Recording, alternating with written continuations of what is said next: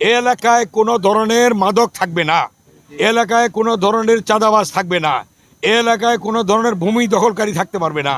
BNP chairman ও প্রধানমন্ত্রী তারেক রহমান সততার সাথে দায়িত্ব পালন করছেন এবং তার নির্দেশক্রমে ওপর থেকে নিচ পর্যন্ত সকলে সততার সাথে দায়িত্ব পালন করছেন বলে জানিয়েছেন ঢাকা ২ আসনের সংসদ সদস্য আমানুল্লাহ আমান।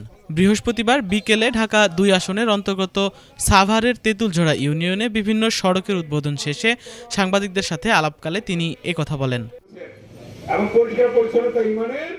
এ সময় ডাকসুর সাবেক ভিপি ও সাবেক মন্ত্রী আমানুল্লাহ আমান আরও বলেন, বিএনপি জনগণের দল, তাই বিএনপি যা বলে তাই করে। প্রধানমন্ত্রী তারেক রহমানের নির্বাচনী প্রতিশ্রুতি অনুযায়ী সারা দেশে কার্যক্রম চলছে এবং দেশে চাঁদাবাজ, সন্ত্রাস, ভূমিদস্যু, মাদক ব্যবসায়ের স্থান হবে না। আপনারা জানেন মাননীয় প্রধানমন্ত্রীর যে নির্দেশনা, সেই নির্দেশনা যে কাজ হচ্ছে একেবারে টপ থেকে শুরু। প্রধানমন্ত্রী যদি যেভাবে আছেন সততার সাথে তিনি দায়িত্ব পালন করছেন, নির্দেশ দিচ্ছেন, কাজ করছেন, এবং একেবারে নিম্ন পর্যায় পর্যন্ত আমাদের সচিব বলেন, ডিসি সাহেবরা বলেন, আমাদের ইউনো সাহেবরা বলেন, আপনার আইজি সাহেব বলেন, এসপি সাহেব বলেন, ওসি সাহেব বলেন, এবং সর্বনিম্ন পর্যায়ের প্রশাসক থেকে শুরু করে সকলে সেই দায়িত্ব পালন করছে সততার সাথে। ধন্যবাদ। বিএনপি যা বলে তাই করে।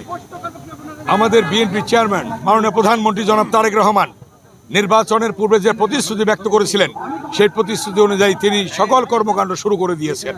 ফ্যামিলি কার্ড, কৃষক কার্ড, খাল খনন কর্মসূচি, আপনার আমাদের মুয়াজ্জিম, ইমাম, খতিব, পুরোহিতদের জন্যে সম্মানী ভাতা শুরু করেছেন, এবং যে সকল কর্মকাণ্ড উন্নয়নের জন্য প্রতিশ্রুতি দিয়েছেন সেগুলি করছেন।